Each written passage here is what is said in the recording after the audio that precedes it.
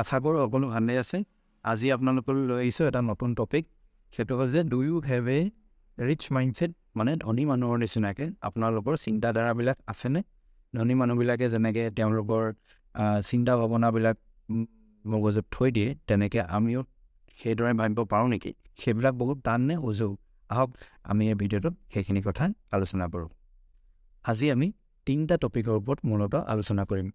প্ৰথমটো হ'ল time valuation, মানে সময়ৰ মূল্যবোধ, আৰু মাল্টিপল চ'ৰ্চ অফ ইনকাম, মানে এটাতকৈ অধিক চ'ৰ্চ অফ ইনকাম, অৰ্থাৎ এটাতকৈ অধিক উপাৰ্জনৰ উৎস, আৰু ছেভিংছ, মানে আমি সঞ্চয় কিয় কৰিব লাগে আৰু তাৰ প্ৰয়োজনীয়তা।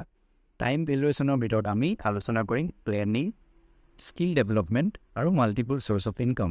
মাল্টিপল চ'ৰ্চ অফ ইনকামৰ ভিতৰত আমি আলোচনা কৰিম এক্টিভ ইনকাম আৰু পেছিভ ইনকাম কি হয়, আৰু ছেভিংছৰ প্ৰয়োজনীয়তাৰ বিষয়ে আমি আজি আলোচনা কৰিম। টাইম ভেলুৱেশ্যনৰ ভিতৰত আমি আলোচনা কৰিম প্লেনিং কেনেকৈ কৰিব পাৰি, পৰিকল্পনাৰ কিমান প্ৰয়োজনীয়তা আছে, আমি তাৰ বিষয়ে আলোচনা কৰোঁ। আহক, পৰিকল্পনা কৰিবলৈ হ'লে আমাৰ সকলোতকৈ একদম উজু যিটো আমাৰ বস্তু দৰকাৰ হয় সেইটো হ'ল টু ডু লিষ্ট। আমি এখন টু ডু লিষ্ট বনাব পাৰোঁ। টু ডু লিষ্ট কি হয়? আমাৰ কৰিবলগীয়া কাম। ধৰি লওক আপোনাৰ কালিৰ দিনটোৰ ভিতৰত যিকোনো সৰু হওক ডাঙৰ হওক 3টা কাম কৰিবলগীয়া আছে। আপুনি সেই 3টা কাম এখন বগা কাগজত টু ডু লিষ্ট বুলি লিখি লওক, 1 2 3 কৰি পেলাই, আৰু তাৰ কিনাৰতে এটা চেক বক্স বনাই লওক। আৰু পিছদিনাখন আপুনি ৰাতিপুৱা শুই উঠি সেই টু ডু লিষ্টখন এবাৰ পঢ়ি চাওক। পঢ়াৰ পিছত সেই টু ডু লিষ্টখনৰ যিখিনি কাম আছে সেই কামকেইটা দিনটোৰ ভিতৰত কৰাৰ চেষ্টা কৰক। তাৰপিছত যেতিয়া গধূলি আকৌ আপুনি টু ডু লিষ্ট বনাবলৈ বহিব, তেতিয়া সেই টু ডু লিষ্টখনত আগদিনাখন লিখা কামকেইটা কোনকেইটা হ'ল সেইকেইটা টিক মাৰ্ক কৰি লওক। যদি আপোনাৰ ধৰি লওক কাম 1 বা 2টা হ'ল, বাকী কোনোবা এটা কাম নহ'লে, সেই কামটো আপুনি পিছদিনাখনৰ টু ডু লিষ্টৰ কাৰণে ট্ৰান্সফাৰ কৰি লওক।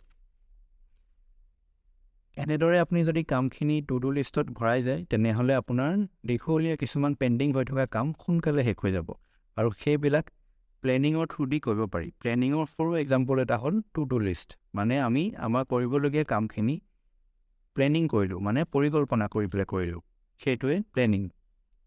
আৰু এটা হ'ল মি টাইম মানে হ'ল নিজৰ কাৰণে কিছু সময় আমি দিনটোত নাই কমেও আধা ঘণ্টা বা 1 ঘণ্টা আমি হয়তো শুই উঠি ৰাতিপুৱাই বা শোৱাৰ আগত আধা ঘণ্টা আমাৰ নিজৰ কাৰণে দিব লাগে। নিজৰ কথা ভাবিব লাগে, নিজৰ ফিউচাৰটোৰ কথা ভাবিব লাগে, প্লেন কৰিব লাগে। সেই প্লেনিঙৰ আণ্ডাৰতে আপোনাৰ টু ডু লিষ্ট বনাব পাৰি। তেনেকৈ আমি নিজৰ ফিউচাৰটোৰ কাৰণে মি টাইম এটা ৰাখিব লাগে। আমাৰ সদায় দিনটোত যিমানে আমি ব্যস্ত নাথাকোঁ কিয়, আধা ঘণ্টা এটা হ'লেও আমি উলিয়াই পেলাই নিজৰ কাৰণে টাইম দিব লাগে। প্ৰডাক্টিভ থিংকিং, আমি দিনটোত বহুত কথা নেগেটিভিটিৰ মাজত সোমাই থাকোঁ আৰু বহুত নেগেটিভ থটছ আমাৰ মনলৈ আহি থাকে।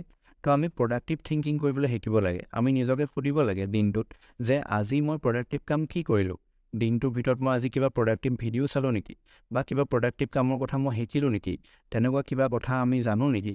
সেইবিলাক বস্তু আপুনি প্ৰডাক্টিভ থিংকিঙৰ জৰিয়তে শিকিব পাৰে।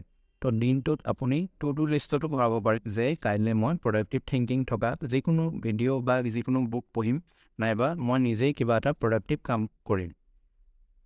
এইখিনি হৈ গ'ল প্লেনিং। সময়ৰ যিটো মূল্যবোধ বা টাইমৰ যিটো ভেলুৱেশ্যন, আমাৰ মানে যিখিনি সময় আমাৰ হাতত আছে, ধৰি লওক আমাৰ হাতত 24 ঘণ্টা আছে, আৰু ধনী মানুহৰ হাততো 24 ঘণ্টাই আছে। তেওঁলোকৰ এনেকুৱা নহয় যে তেওঁলোকে পইচা বেছি দি দিলে সময়টো বেছি পাই যাব। তো আমাৰ হাতত যিমানখিনি সময় আছে তেওঁলোকৰ হাততো সিমান সময় আছে। তো আমি সেই সময়খিনিৰ মূল্যটো কেনেকৈ বৃদ্ধি কৰিব পাৰোঁ, সেইটোৱে আমাৰ উদ্দেশ্য, আৰু সেইটোৱে হ'ল টাইমৰ ভেলুৱেশ্যন। আমাৰ প্ৰত্যেকটো ঘণ্টাত কিমান পইচা বা কিমান আমি প্ৰডাক্টিভ কাম কৰিব পাৰিছোঁ, সেইটোৱে আমাৰ ভেলুটো বঢ়াই যায়। সেইদৰে আমি টাইমৰ ভেলু বঢ়াবৰ কাৰণে প্লেনিং কৰিব লাগে। প্লেনিঙৰ কাৰণে আমি 3টা কথা শিকিলোঁ: to do list, me time আৰু প্ৰডাক্টিভ থিংকিং। আমি প্ৰথমতে এই সৰু সৰু কাম কিছুমান কৰিবলৈ আৰম্ভ কৰি যাওঁ, পিছত আৰু যেতিয়া মই নতুন ভিডিঅ' বনাওঁ সেইবিলাকত আৰু ডিটেইল আলোচনা কৰিম। তাত ইয়াতকৈ আৰু কেনেকৈ ডিপ থিংকিং কৰিব পাৰি, আৰু কেনেকৈ প্ৰডাক্টিভ কামৰ কাৰণে আগবাঢ়ি যাব পাৰি, সেইবিলাক আমি আলোচনা কৰিম। টাইম ভেলুৱেশ্যনৰ ছেকেণ্ড অপশ্যন এটা আছে, সেইটো হ'ল স্কিল ডেভেলপমেণ্ট। আমি নিজৰ সময়ৰ মূল্যটো বঢ়াবলৈ হ'লে আমি প্লেন কৰিব লাগিব। ছেকেণ্ড, আমি নিজৰ কিছুমান স্কিল ডেভেলপ কৰিব লাগিব। স্কিল ডেভেলপমেণ্ট যিকোনো হ'ব পাৰে, আপুনি যিটো কৰি ভাল পায় সেইটোৰ ওপৰতে আপুনি কেনেদৰে সেইটো আৰু বেছিদৰে আয়ত্ব কৰিব পাৰি সেইদৰে আপুনি যদি শিকিবলৈ আৰম্ভ কৰে, ভিডিঅ' চাবলৈ আৰম্ভ কৰে, কিতাপ পঢ়িবলৈ আৰম্ভ কৰে বা কোনোবা মানুহক লগ কৰি পেলাই তেওঁৰ পৰা শিকিব আৰম্ভ কৰে, তেনেহ'লে আপুনি সেই স্কিলটো ডেভেলপ কৰিব পাৰিব। তেনেকৈ আমি যদি স্কিল ডেভেলপ কৰি গৈ থাকোঁ, আমাৰ সময়ৰ মূল্যটো বাঢ়ি যাব, টাইমৰ ভেলুৱেশ্যনটো আমাৰ বাঢ়ি যাব। তেনেদৰে আৰু 3 নম্বৰ পইণ্টটো হ'ল যে মাল্টিপল চ'ৰ্চ অফ ইনকাম। আমি আমাৰ সময়ৰ মূল্যটো বঢ়াবলৈ হ'লে আমি প্ৰথমতে প্লেনিং কৰিব লাগিব, তাৰপিছত আমি স্কিল কিছুমান ডেভেলপ কৰিব লাগিব। সেই স্কিল ডেভেলপ কৰাৰ পিছত আমি বেলেগ এটা চ'ৰ্চ অফ ইনকাম বনাব লাগিব, মানে মাল্টিপল চ'ৰ্চ অফ ইনকাম আমি বনাব লাগিব। তেতিয়াহে আমাৰ সময়ৰ মূল্যটো বৃদ্ধি পাব আৰু আমাৰ লাইফত ইকনমিকেল গ্ৰ'থ হ'ব, ফাইনেন্সিয়েল ষ্টেবিলিটি আহিব। আমি সকলোৱে ভালদৰে জীয়াই থাকিব নিবিচাৰোঁ জানো? আমাৰ সকলোৱে হাঁহি ফূৰ্তি ভাল লাগে, ফুৰিবলৈ গৈ ভাল লাগে, নতুন নতুন জেগা ভিজিট কৰি ভাল লাগে। তো সেইবিলাকৰ কাৰণে পইচাৰ দৰকাৰী। যদিও এইটো কথা মানুহে কয় যে পইচাই সুখ কিনিব নোৱাৰে, কিন্তু আচলতে আপোনাৰ ওচৰত পইচা থাকিলেহে আপোনালোকে সেইবিলাক সুখ বিচাৰি যাব পাৰিব। তো আমি মাল্টিপল চ'ৰ্চ অফ ইনকাম কৰিব লাগে আৰু মাল্টিপল চ'ৰ্চ অফ ইনকাম বনালে আমাৰ সেই সপোনবিলাক পূৰণ হ'ব। আহক এতিয়া আমি মাল্টিপল চ'ৰ্চ অফ ইনকামৰ কথা আলোচনা কৰোঁ। মাল্টিপল চ'ৰ্চ অফ ইনকাম 2 প্ৰকাৰৰ থাকে। এটা হ'ল এক্টিভ ইনকাম আৰু এটা হ'ল পেছিভ ইনকাম। এক্টিভ ইনকাম হ'ল যিটোত আপোনাৰ ইনকাম বেছি আহি আছে আৰু সেইটোত আপোনাৰ সময়ৰ বেছিভাগ সময় তাত আপুনি দিবলগীয়া হৈছে, সেইটো হ'ল এক্টিভ ইনকাম। আৰু তাৰ কিনাৰতে যদি তাৰ পৰা অলপ সময় আপুনি যি আজৰি সময় পাইছে, সেই সময়খিনিতে যদি আপুনি আপোনাৰ কিছুমান স্কিল যিবিলাক আছে সেইবিলাক ইউজ কৰি যদি আপুনি কিছুমান আৰু ছাইডত এটা ইনকাম জেনেৰেট কৰিব পাৰিছে, তেনেহ'লে সেইটো হ'ব পেছিভ ইনকাম, যিটোত আপোনাৰ কম সময় প্ৰয়োজন হয় আৰু আপোনাৰ এটা ডিচেণ্ট এমাউণ্ট অফ ইনকাম আহি থাকে, সেইটো হ'ব আপোনাৰ পেছিভ ইনকাম।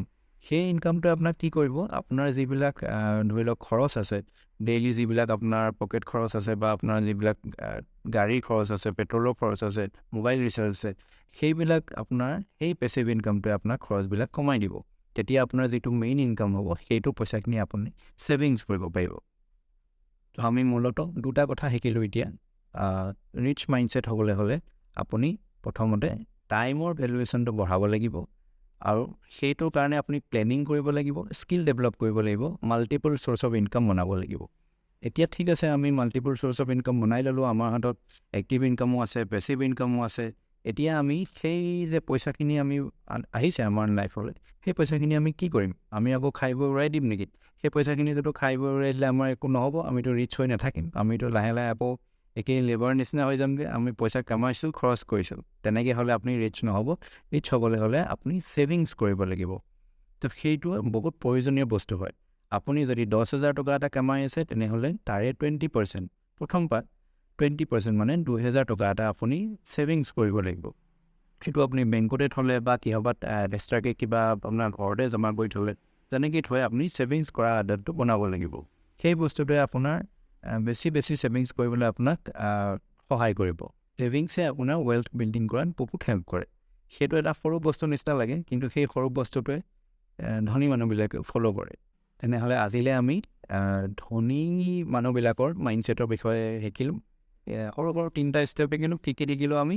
সেই 3টা মই আকৌ আগুৱাই দিছোঁ। এটা হ'ল টাইমৰ ভেলুৱেশ্যন, আমি আমাৰ সময়ৰ মূল্যটো বঢ়াব লাগে। তাৰ কাৰণে কি কৰিব লাগে? প্লেনিং কৰিব লাগে, স্কিল ডেভেলপ কৰিব লাগে আৰু মাল্টিপল চ'ৰ্চ অফ ইনকাম বনাব লাগে।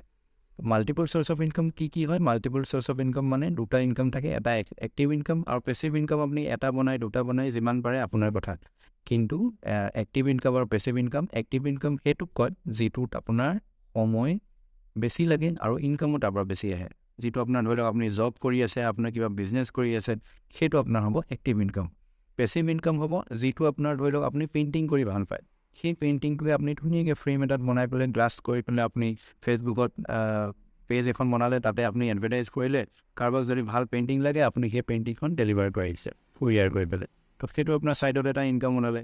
কোনোবাই যেনিবা পয়েম লিখি ভাল পায়, তেনেহ'লে আপুনি ফেচবুক পেজ এখন বনালে বা ইনষ্টাগ্ৰামৰ পেজ বনালে, তাত আমি পয়েমটো ৰিচাইট কৰি দিলে বা পয়েমটো আপোনাৰ ধুনীয়াকৈ লিখি পেলাই প্ৰেজেণ্ট কৰিলে, সেই যে মানুহবিলাক আহিব, পয়েমবিলাক চাব, পঢ়িব, ভাল পাব, তেওঁলোকক আপুনি তেনেকৈ পয়েমটো ধৰি লওক প্ৰিণ্ট কৰি পেলাই ধুনীয়াকৈ ফ্ৰেমত বনাই পেলাই দিব পাৰে। তো সেইবিলাক ধৰি লওক মই দুটা সাধাৰণ এক্সাম্পল কৰোঁ। কিছুমানে ধৰি লওক কোডিং কৰি ভাল পায়, কিছুমানে ধৰি লওক ডিজিটেল মাৰ্কেটিং কৰি ভাল পায়, তো সেইবিলাকো পেছিভ ইনকামৰ ভিতৰত পৰে। কিন্তু ইয়াতে এটা সাৱধানবাণী দি দিওঁ, নেটৱৰ্ক মাৰ্কেটিং বুলি বহুত বেয়া এটা আপোনাৰ বিজনেছ চলি থাকে, সেইটো কেতিয়াও নহ'ব। সেইটোত আপোনাৰ পেচিভ ইনকাম বুলি কয়, কিন্তু সেইটো বস্তু আচলতে এটা আপোনাৰ চক্ৰ বেহুৰ নিচিনা হৈ যায় আৰু আপুনি তাত সোমাই গৈ থাকিব, ওলাব নোৱাৰিব। সেইটো কথা মই কেতিয়াবা ডিটেইলকৈ আকৌ ভিডিঅ' বনালে আপোনাক জনাই দিম। আৰু আমি শিকিছিলোঁ ছেভিংছ। আমি 3টা বস্তু শিকিলোঁ। এটা হ'ল টাইমৰ ভেলুৱেশ্যন বঢ়োৱাটো, এটা হ'ল আমাৰ মাল্টিপল চ'ৰ্চ অফ ইনকাম বনোৱাটো, আৰু এটা হ'ল আমাৰ ছেভিংছ কৰাটো। আশা কৰোঁ ভিডিঅ'টো চাই ভাল পালে, আৰু এনেকুৱা ইনফৰ্মেটিভ ভিডিঅ' মই বনাই থাকিম। আৰু বহুত কথা আছে ডিছকাছ কৰিবলৈ আপোনালোকৰ লগত। লাহে লাহে এটা এটাকৈ টপিক আমি আগবঢ়াই যাম, আৰু সেই টপিকবিলাকত আমি ডিছকাছ কৰি গৈ থাকিম, আৰু ডিপ থিংকিং কৰিম, একেলগে আগবাঢ়ি যাম। আৰু সকলোৱে ভাল হওক, সকলোৱে আমি আগবাঢ়ি যাওঁ।